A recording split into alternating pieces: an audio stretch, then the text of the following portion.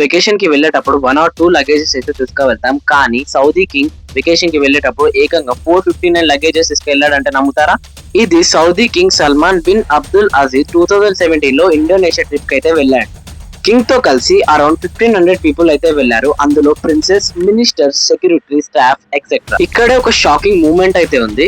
ఎప్పుడైతే Saudi king జకార్తాకి వెళ్ళినప్పుడు 27 flights అయితే యూజ్ చేశాడు. అలాగే బాలీకి మూవ్ అయినప్పుడు కూడా 9 to 10 ఫ్లైట్స్ అయితే యూజ్ చేశాడు. ఎందుకంటే లగేజెస్ అయితే నార్మల్ కాదు.